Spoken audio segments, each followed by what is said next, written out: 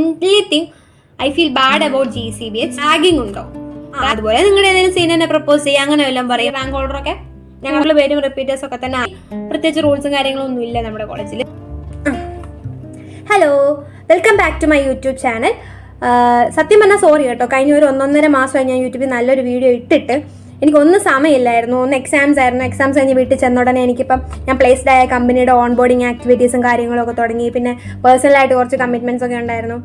ഇപ്പോൾ ഫ്രീ ആയി എന്നല്ല, ഇപ്പം ഞാൻ ഓഫീസിൽ നിന്ന് വന്നിട്ട് ഫ്രണ്ട്സിലൂടെ പുറത്ത് കഴിക്കാൻ പോയിട്ട് വന്നിരുന്നേ ഉള്ളൂ. പക്ഷെ എന്താ പ്രശ്നം എന്ന് പറഞ്ഞു കഴിഞ്ഞാൽ എനിക്ക് കുറേ കുട്ടികൾ ഇൻസ്റ്റാഗ്രാമിലൊക്കെ ഇങ്ങനെ മെസ്സേജ് അയക്കുന്നു. ഞാൻ യൂട്യൂബിലിട്ടൊരു വീഡിയോ ബേസ് ചെയ്തിട്ട് എൻ്റെ കമൻറ്റ് ബോക്സിൽ നിന്നും പിന്നെ നമ്മുടെ ഇൻസ്റ്റാഗ്രാം ചാനലിലെ ഒരു പ്ലേസ്മെൻറ്റ് പോയ വീഡിയോ ഒക്കെ കണ്ടിട്ടാണെന്ന് തോന്നുന്നു. ജൂൺ ഫസ്റ്റ് വീക്കൊക്കെ തൊട്ട് തന്നെ ഇങ്ങനെ മെസ്സേജ് അയക്കുന്നുണ്ടായിരുന്നു റിഗാർഡിങ് കീമിന് ഏതൊക്കെ കോളേജ് വെക്കണം. മെയിനായിട്ടും എനിക്ക് ഏറ്റവും കൂടുതൽ ക്വസ്റ്റ്യൻസ് വന്നത് എൻ്റെ കോളേജിനെ പറ്റി കേട്ടോ. അപ്പോൾ എൻ്റെ കോളേജ് എന്ന് പറയുന്നത് government engineering college Barton Hill ട്രിവാൻഡ്രത്താണ്.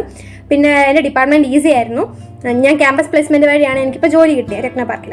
അപ്പോൾ ഇതിനൊക്കെ ബേസ് ചെയ്തിട്ടുള്ള ക്വസ്റ്റ്യൻസ് തന്നെയായിരുന്നു എനിക്ക് ഏറ്റവും കൂടുതൽ വന്നിട്ടുള്ളത്. അപ്പോൾ ഈ ഒരു 1.5 മാസമായിട്ട് എനിക്ക് ഇൻസ്റ്റാഗ്രാമിൽ ഒത്തിരി മെസ്സേജസ് വരുന്നുണ്ടായിരുന്നു. കാരണം എനിക്കൊരു 500+ ഫോളോവേഴ്സ് ഉള്ള ഒരു അക്കൗണ്ട് ആണെങ്കിൽ തന്നെ എനിക്കൊരു ദിവസം 5-6 കുട്ടികളൊക്കെ വെച്ച് മെസ്സേജ് അയക്കുന്നുണ്ടായിരുന്നു റിഗാർഡിങ് കീയും മെയിനായിട്ടും എൻ്റെ കോളേജിനെ പറ്റിയും അവിടുത്തെ അഡ്മിഷനെ പറ്റിയും അവിടുത്തെ റാങ്ക് ഡീറ്റെയിൽസ്, അവിടുത്തെ കുറേ ഡൗട്ട്സ്, പിന്നെ റിഗാർഡിങ് പ്ലേസ്മെൻറ്റ്സ്, അങ്ങനെ കുട്ടികൾ വെച്ചിട്ടുള്ള കുറേ ഡൗട്ട്സ് ഉണ്ടായിരുന്നു.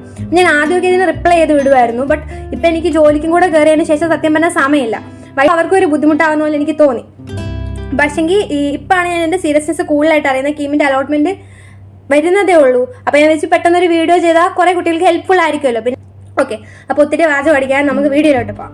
ഏറ്റവും കൂടുതൽ വന്ന ക്വസ്റ്റ്യൻ ആയിരുന്നു ബാട്ടൺ ഹില്ലിൽ പ്ലേസ്മെൻറ്റ് എങ്ങനെയാണ്, പ്ലേസ്മെൻറ്റ് ഉള്ള കോളേജാണോ, അങ്ങനെയൊക്കെ. ഏത് ഡിപ്പാർട്ട്മെൻറ്റിനാണ് ഏറ്റവും കൂടുതൽ പ്ലേസ്മെൻറ്റ് വരുന്നത്, അങ്ങനെയൊക്കെ. ബാട്ടൺ ഹില്ലിൽ പ്ലേസ്മെൻറ്റ് ഉള്ള കോളേജാണ്. എൻ്റെ അഭിപ്രായത്തിൽ നല്ല പ്ലേസ്മെൻറ്റ് ഉള്ളൊരു കോളേജാണ്. പിന്നെ ആദ്യമൊക്കെ ഞങ്ങളും പേടിച്ചിരുന്നു. കാരണം വേറെ കോളേജസ്, എസ്പെഷ്യലി പ്രൈവറ്റ് കോളേജിലൊക്കെ ഒത്തിരി ഓപ്പർച്യൂണിറ്റീസ് വരുന്നു, മെയിൻ കമ്പനീസൊക്കെ വരുന്നു.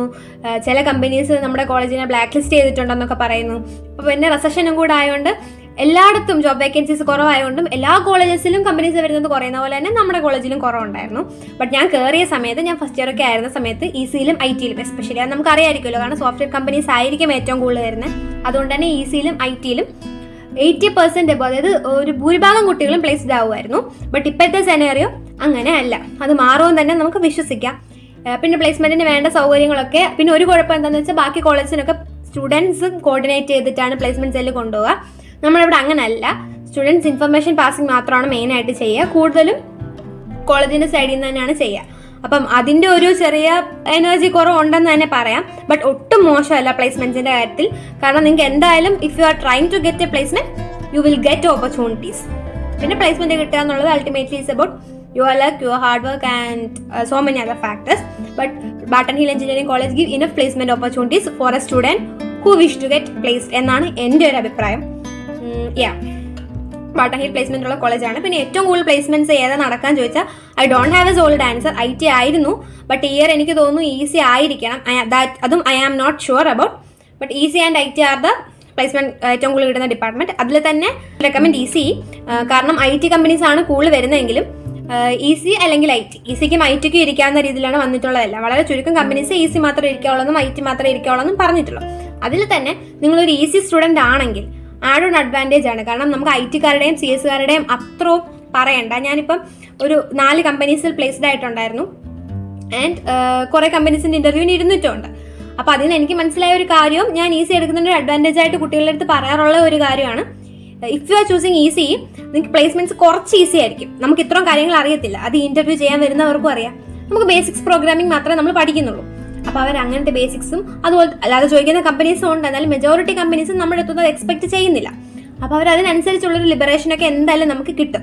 നമ്മുടെ അടുത്ത് ആ ഒരു രീതിയിലായിരിക്കും ക്വസ്റ്റ്യൻസ് ചോദിക്കുക. മെയിൻലി ബേസിക്സ് ഒക്കെ ചോദിക്കാനും ചാൻസ് ഉള്ളത്. അതൊക്കെ നമുക്ക് നെറ്റിൽ നിന്ന് പഠിച്ചിട്ട് പോയി ഇൻ്റർവ്യൂ ക്രാക്ക് ചെയ്യാൻ പറ്റും, ഇഫ് നിങ്ങൾക്ക് കുറച്ച് ലക്കും കാര്യങ്ങളൊക്കെ ഉണ്ടെങ്കിൽ. അപ്പം ആ ക്വസ്റ്റ്യൻ്റെ ആൻസർ ആയി എന്നാണ് എൻ്റെ വിശ്വാസം. Barton Hill college is not bad for placement and it have if you are trying to get it, you will get enough number of placement opportunities from Barton Hill engineering college side. അപ്പോൾ ഫസ്റ്റ് ക്വസ്റ്റ്യൻ ആൻസർ ആയെന്ന് വിശ്വസിക്കുന്നു. നമുക്ക് next ക്വസ്റ്റ്യനിലോട്ട് പോകാം. ചേട്ടൻ കുടിച്ചോട്ടെ. ഈ light മാറ്റാൻ പോയത് കൂടുതൽ വൃത്തികേടാവാനാണ് ചാൻസ്. അതുകൊണ്ട് നമുക്ക് തൽക്കാലം ഇതിൽ അഡ്ജസ്റ്റ് ചെയ്യാം അല്ലേ. അപ്പോൾ സെക്കൻഡ് ക്വസ്റ്റ്യൻ വന്നത് എന്താണെന്ന് വെച്ചാൽ എനിക്ക് ഫാക്കൽറ്റീസിനെ പറ്റിയായിരുന്നു. ഫാക്കൽറ്റീസും എനിക്ക് എല്ലാ ഡിപ്പാർട്ട്മെൻറ്റിനെ പറ്റിയും ഹോസ്റ്റലൊക്കെ പറഞ്ഞു കേട്ടിട്ടുള്ള അറിവേ ഉള്ളൂ. ECE ആൻഡ് IT ഡിപ്പാർട്ട്മെന്റിനെ പറ്റി തന്നെയാണ് എനിക്ക് ഏറ്റവും കൂടുതൽ ക്വസ്റ്റ്യൻസ് വന്നത്. ECE ആൻഡ് IT ഡിപ്പാർട്ട്മെന്റിൽ ഫാക്കൽറ്റീസിനെ കൊണ്ട് പ്രത്യേകിച്ച് വലിയ കുഴപ്പമൊന്നുമില്ല, നല്ല ഫാക്കൽറ്റീസ് ആണ്. കാരണം കോളേജ് ടൗണിലായതുകൊണ്ട് തന്നെ ഫാക്കൽറ്റീസ് ഒക്കെ കൂടുതലായിട്ട് ഡിമാൻഡ് ചെയ്യുന്നൊരു കോളേജാണ് GC ബാട്ടറിൽ. എൻ്റെ ഡിപ്പാർട്ട്മെന്റിൽ ഫാക്കൽറ്റീസ് അങ്ങനെ കുഴപ്പമൊന്നുമില്ലായിരുന്നു, നല്ല നോളജ് ഉള്ളവരാണ്. നമ്മൾക്ക് പഠിക്കാൻ ആഗ്രഹം ഉണ്ടെങ്കിൽ നമ്മളെ സപ്പോർട്ട് ചെയ്യുന്ന രീതിയിലുള്ള ഫാക്കൽറ്റീസ് ആണ്. പിന്നെ ഗവൺമെൻറ് കോളേജ് ആയതുകൊണ്ടും അതുപോലെ തന്നെ കുട്ടികളുടെ ആറ്റിറ്റ്യൂഡും നമുക്കും സ്കൂളിലത്തെ പോലെ അല്ലല്ലോ, അങ്ങനെ പഠിക്കാനൊന്നും വലിയ ആഗ്രഹമൊന്നും കാണത്തില്ല. അപ്പം അതിൻ്റെതായിട്ടുള്ളൊരു എല്ലായിടത്തും നിങ്ങൾ ടി വിയിലൊക്കെ കാണുന്ന പോലത്തെ എന്നല്ല, എല്ലായിടത്തും ഉള്ള പോലൊക്കെ തന്നെയാണ് ഇവിടെ.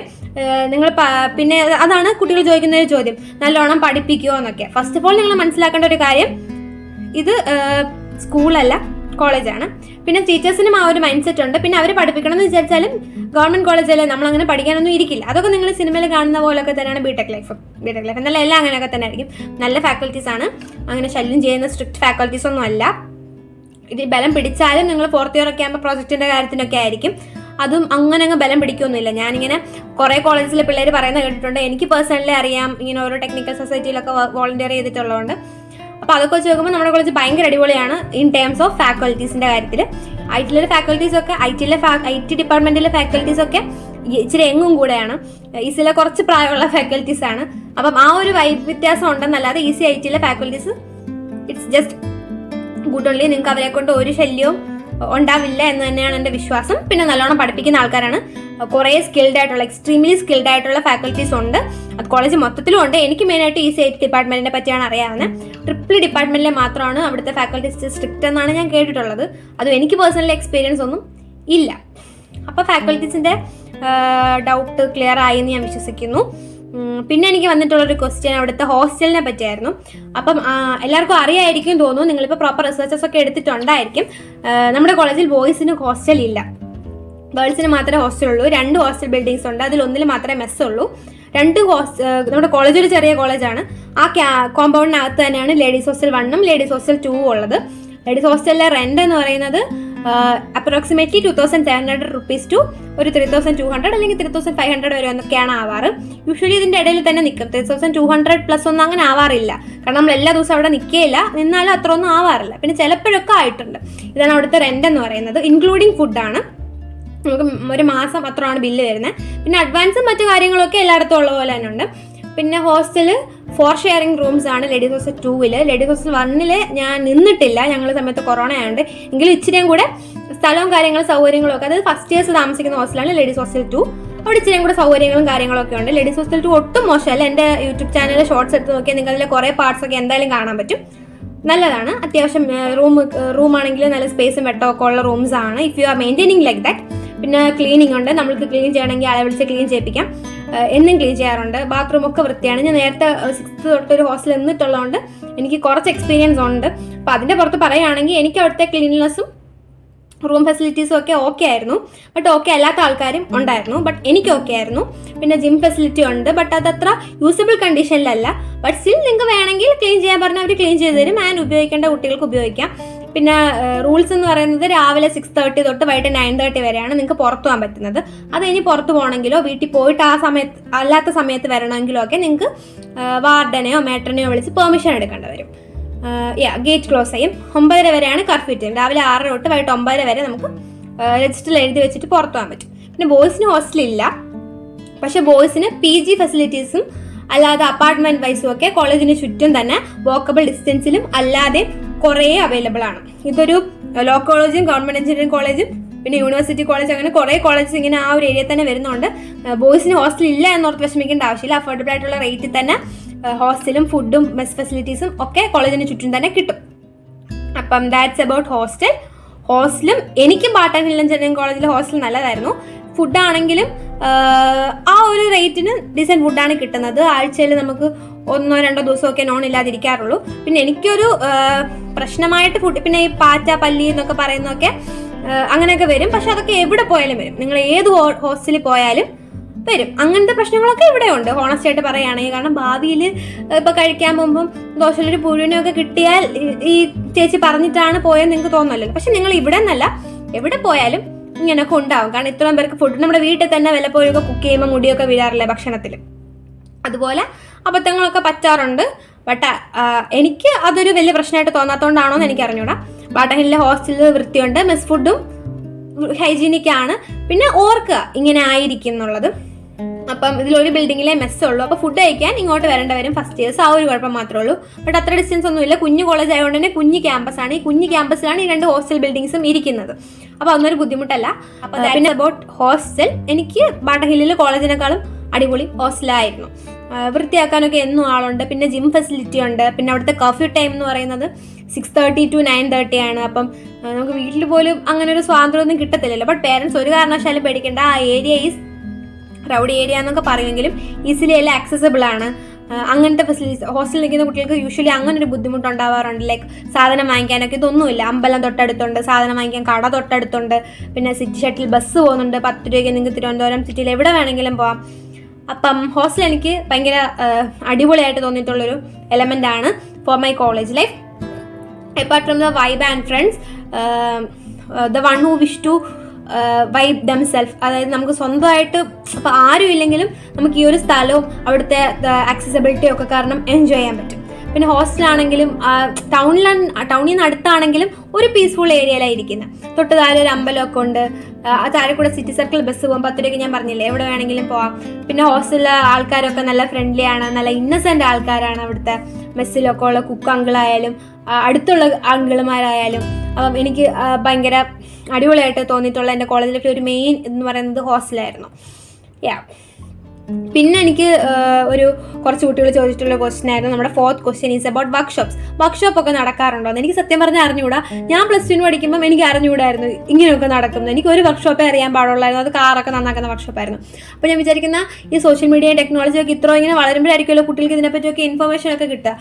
അപ്പം ഐ ഫീൽ റിയലി ഗ്രേറ്റ് ഇവരെയൊക്കെ ഓർത്തിട്ട്. കാരണം ഇങ്ങനെ വർക്ക്ഷോപ്പൊക്കെ ഉണ്ടല്ലോ എന്നൊക്കെ ചോദിക്കാൻ തോന്നുന്നല്ലോ. വർക്ക്ഷോപ്സ് ഒക്കെ ഉണ്ട്, അതേ ഉള്ളൂ എന്ന് പറയണമെന്ന് എനിക്ക് ആഗ്രഹമുണ്ട്. പക്ഷേ ഇപ്പോഴത്തെ സിറ്റുവേഷനെ പറ്റി I am not sure about. But അതിനൊക്കെ ഇഷ്ടംപോലെ ആക്ടിവിറ്റി, ഇഷ്ടംപോലെ ഓപ്പർച്യൂണിറ്റീസ് കിട്ടും. ആരാ വന്നല്ലോ, അപ്പത്തെ റൂമിലാന്ന് തോന്നുന്നു. ഇഷ്ടംപോലെ ഓപ്പർച്യൂണിറ്റീസ് കിട്ടും. നിങ്ങൾ ഒരു ദിവസം ഒരു 2-3 വർക്ക്ഷോപ്പിൻ്റെ പോസ്റ്റേഴ്സിലൂടെയെങ്കിലും കടന്നു പോകും. അങ്ങനെയാണ് നമ്മുടെ കോളേജ്. ടെക്നിക്കൽ സൊസൈറ്റീസ് ഉണ്ട്. സ്കൂളിലെ NSS ഡാൻസ് ക്ലബ് ഒക്കെ പോലെ ഇവിടെ ടെക്നിക്കൽ സൊസൈറ്റീസ് കുറേ ഉണ്ട്. ഓരോ ഡിപ്പാർട്ട്മെൻറ്റിനും ഓരോന്നുള്ള രീതിയിലും ഉണ്ട്. അതൊക്കെ ഭയങ്കര ആക്റ്റീവാണ് നമ്മുടെ കോളേജിൽ. നിങ്ങൾ കോളേജിൽ വരികയാണെങ്കിൽ എന്തായാലും അതിൽ ജോയിൻ ചെയ്യണം. കാരണം എനിക്ക് എൻ്റെ പ്ലേസ്മെൻറ്റ്സിനെ ഏറ്റവും കൂടുതൽ ഹെൽപ്പ് ചെയ്തിട്ടുള്ളൊരു കാരണമായിരുന്നു ഞാൻ IEEE എന്ന് പറഞ്ഞൊരു ടെക്നിക്കൽ സൊസൈറ്റി ജോയിൻ ചെയ്തിട്ടുണ്ടായിരുന്നു. അതെന്നെ എൻ്റെ പ്ലേസ്മെൻറ്റ്സിനായാലും പേഴ്സണാലിറ്റി ഡെവലപ്മെൻറ്റിനായാലും ഓവറോൾ ഒത്തിരി ഹെൽപ്പ് ചെയ്തിട്ടുണ്ട്. കുറേ ഗുഡ് കണക്ഷൻസ് ഉണ്ടാക്കാനും ഒക്കെ ആയിട്ട്. അപ്പോൾ അതിനൊരു വൺ ഓഫ് ദ മെയിൻ ആയിരുന്നു. IEEE one of the leading colleges തന്നെ ആയിരുന്നു. നമ്മുടെ കേരള സെക്ഷനിലായാലും ഇന്ത്യ കൗൺസിലായാലും കുറേ അവാർഡ്സ് ഒക്കെ വാങ്ങിച്ചിട്ടുണ്ട് നമ്മുടെ കോളേജ്. അപ്പോൾ ആ ഒരു ആസ്പെക്റ്റ് നമ്മുടെ കോളേജ് അടിപൊളിയാണ്. ബട്ട് എൻ്റെ നോളജ് ഈസ് ലിമിറ്റഡ്, എൻ്റെ experiences is limited. Though I have a good exposure during my college life. എൻ്റെ പേഴ്സണൽ ഒപ്പീനിയൻസ് ആയിരിക്കും ഞാൻ പറയുക. Don't complain later about it, but it's all about my personal experience. എനിക്ക് ഉറപ്പായിട്ട് പറയാൻ പറ്റും, വർക്ക്ഷോപ്പിൻ്റെ കാര്യങ്ങൾ ഓർത്തിട്ട് നിങ്ങൾ പേടിക്കേണ്ട.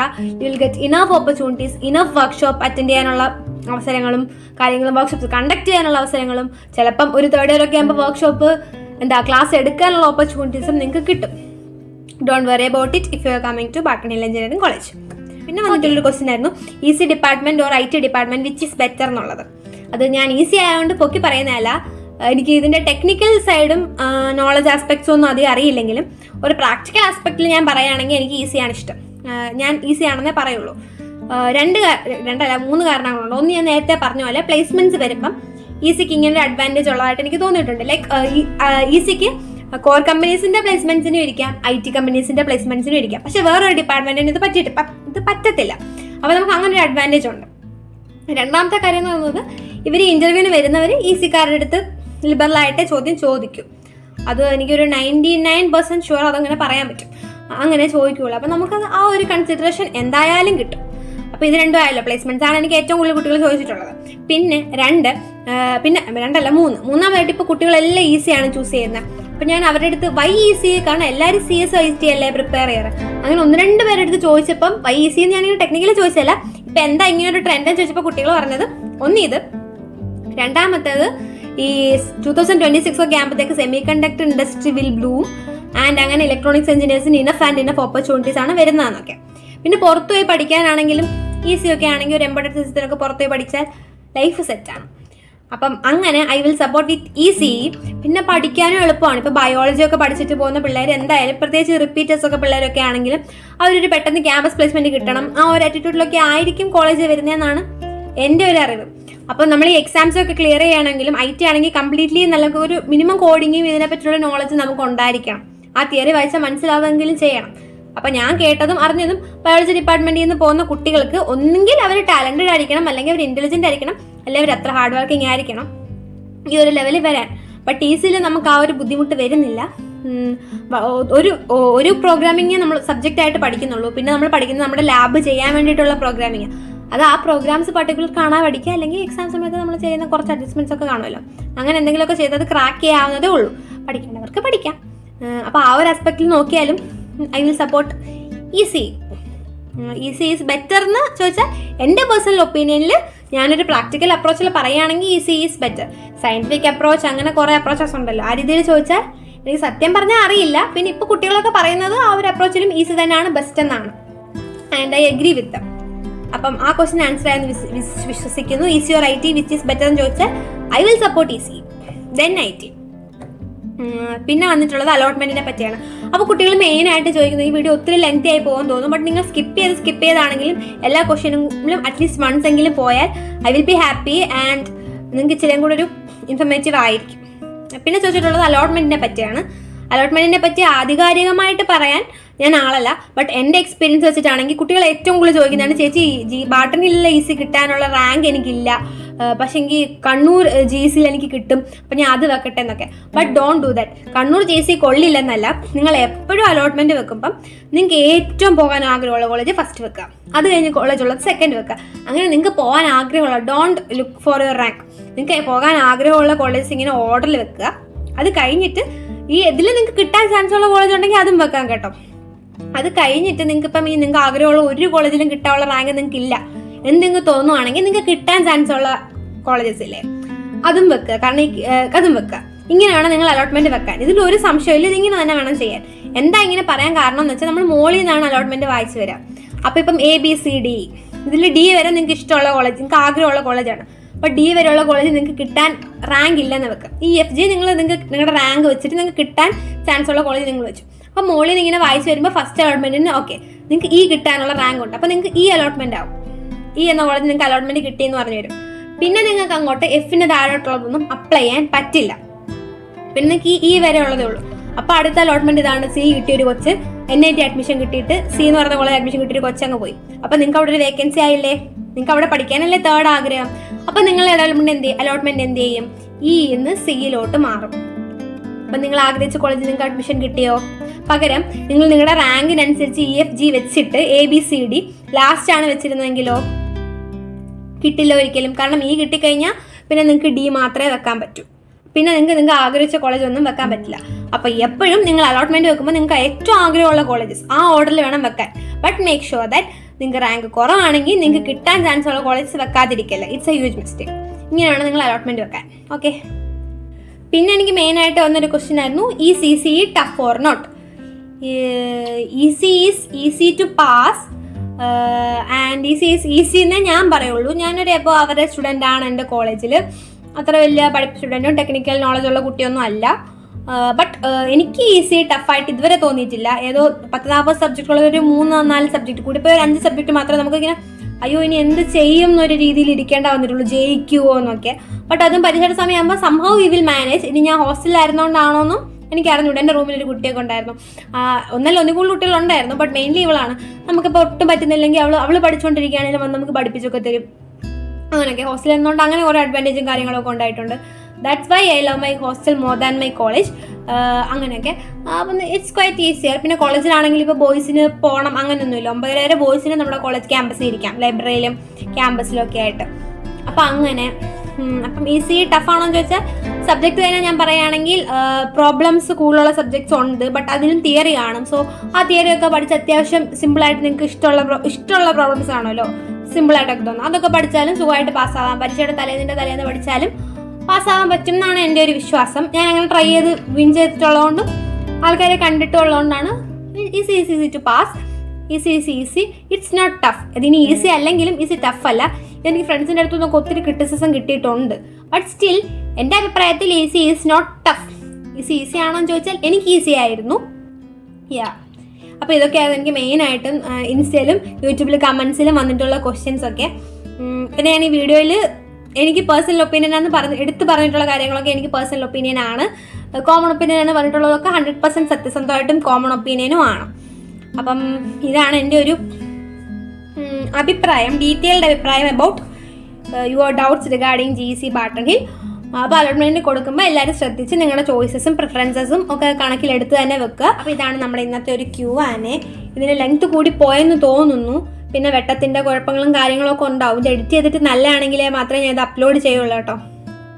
അപ്പം I am so happy that എനിക്ക് കുറേ പേരെടുത്ത് ഇങ്ങനെ ഒരു പ്ലാറ്റ്ഫോമൊക്കെ ഉള്ളത് ഇങ്ങനെ സംസാരിക്കാൻ പറ്റുന്നതിലൊക്കെ.